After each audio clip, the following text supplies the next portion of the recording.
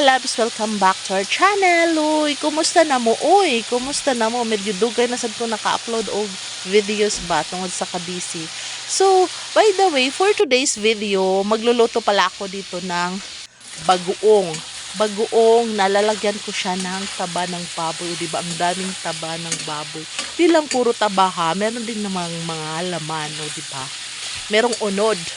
Huwag na kayong magtaka kung bakit Tagalog, Bisaya na, kasi nga nahihirapan na ako magtagalog. Nahihirapan na ako sa kalisod kasi nga Bisayang Bisaya talaga ako, Bisayang dako. So ayan na, nilagay ko na sa kawali yung karni para maano yung kanyang mantika. Lalabas yung kanyang mantika kasi ang daming mantika nito mamaya. So, ma-high blood tayo. Ma-HB tayo lalo kasi nga bagoong, maalat. Tapos may karning baboy pa, mga taba-taba pa ng baboy, o diba? Pero masarap to, grabe. Kung sinong mahilig kumain ito at yung hindi mahilig kumain, try nyo na pag minsan kasi masarap naman basta hindi lang palagi kasi hindi rin healthy. So ayan, ito yung sekreto para sumarap daw yung mga niluluto nyo, diba? Pak, ganun, selfie tapos meron pang pasayaw-sayaw. Ganun lang yung sekreto para masarap yung niluluto mo. Magiging masarap yung lulutuin mo. Tapos ito na nga, o ayan, tingnan nyo, lumabas na ang dami-daming mantika, isang balde. Char lang. So yan, karaming mantika. Tapos, lalagyan ko siya ng sili haba at espada. Ano pang tawag nito? Kasi itong lulutuin kong bagoong ay makakarating to sa Dammam, Saudi Arabia. O di ba complete address talaga? Kasi nga request to ng matalik naming kaibigan. So gusto niya kanang ngiwi na kuno siya sa kahang sa bagoong. So ayan, nilagyan namin ng maraming sili. O anong tawag dito ha? Sili espada or sili haba, o diba? Tapos hindi pa talaga ako makontento kasi parang hindi pa talaga tumaanghang. Gusto ko kasi pagkain niya yung mag-aano siya ng tubig kasi hindi niya kaya yung anghang. Sabay ganun, parang kontra gusto ang pagbibigay. O ayan, so parang ang sarap-sarap na nito, hindi lagyan ng bagoong parang ang sarap na lang nito hanguin tapos isaw-saw sa maanghang na suka. Tapos nga nito mga lalabs, sa tingin ko pwede na tong ilagay yung ating bagoong. Yung bagoong nga pala nga gagamitin ko. Huwag nyo na talagang intindihin ang pagtatagalog ko mga lalabs. Ma-stress kayo. Kasi halatang halat talaga ang Bisayang dako. Nahihirapan na akong magtagalog. Tapos, ito na yung bagoong na ilalagay ko, yung kulay pink. Mas sarap sana yung walang kulay kasi nga natural. Kaso hindi ako nakahanap sa palengke ng walang kulay. Lahat ng pinuntahan kong tindahan doon, ganito lahat. So, ito na lang yung binili ko. So, ayan na nga siya. Lagay na natin. At syempre, isa pa sa nagpapasarap ng mga luto natin ay yung pagmikos-mikos. O diba, mikos-mikos, ensan, mikos-mikos na ensan. Ganun lang mga lalabs. Sus mga lalabs, kung naamungari, kung nandito kayo, maaamoy nyo talaga. Kanina natawa ko kay nanay kasi sabi niya, ano ba yung masangsang ang naamoy? Hindi niya alam na meron pala kaming piniling bagoong. Sabi ko sa kanya, naku nanay, mamaya, sasabihin mo ngayon masangsang, pero mamaya, alam ko, matatakam ka nito. O diba? So ngayon nilagay ko na yung bagoong. Hindi na siya masangsang ang amoy mga lalabs.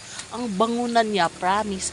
Parang meron siyang aroma na nakakagana pagkain kasi nga, na blend na siya sa mga sibuyas, sa ahos or bawang, ganun ba, sa sili, tsaka sa karni, tapos siya ng apoy, o diba, ang bango na talaga dito lalabs. Kung dito na kayo talaga, maaamoy nyo talaga ang bango-bango ng niluluto ko. Tapos mga lalabs, gusto ko sa pagluto nito, lutong-luto yung bagoong talaga. Meron kasi ibang nagluluto ng bagoong na medyo pink pa yung bagoong, yung parang hindi niluto ng maayos. Sa akin, gusto ko siya na lutong-luto talaga. So, papahinaan ko lang ang apoy para hindi naman to magiging tutong, hindi magiging sunog, o diba? Tapos mikos-mikos lang hanggang sa mapagod ka sa kakamiko. So, ayan lang, para hindi naman masunog yung sa ilalim mga lalabs. So, ito na siya, ang bango-bango niya. Ang sarap nito sa mangga, promise.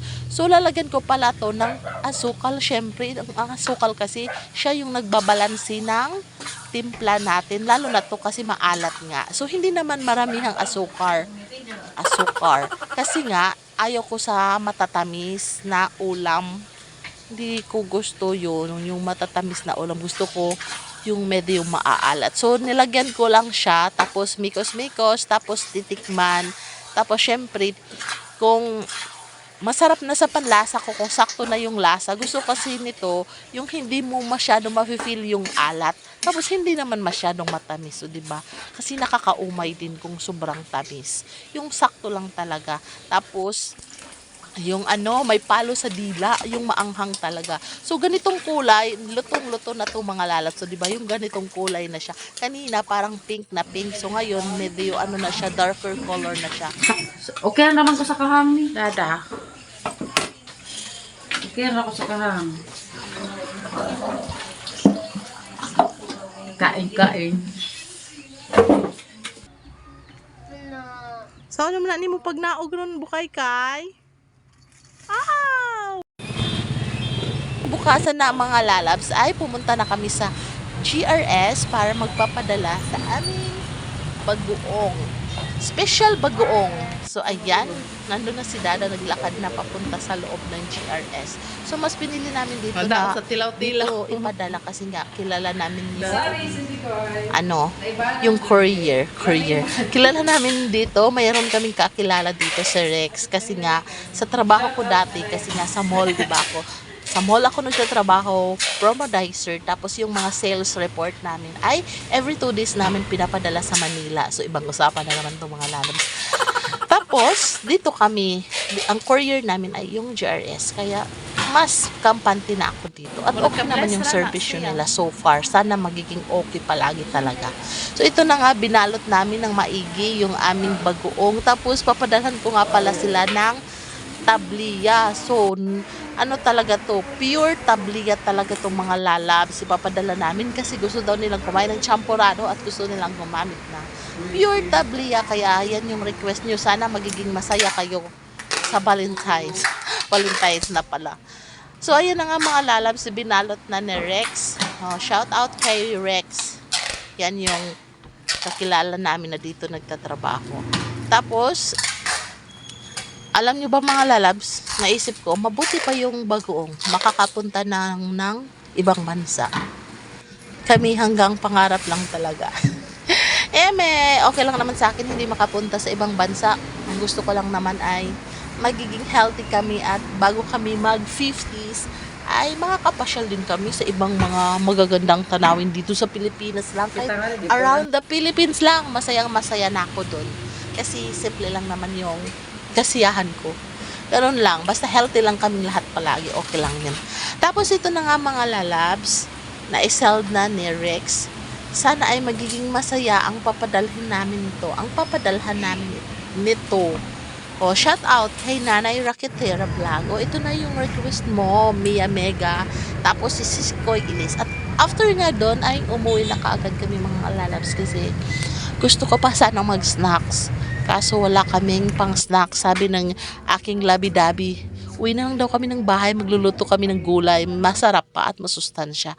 So ito na nga mga lalabs, nandito na kami sa bahay. Ang bilis ng transition, bahay na kami kaagad.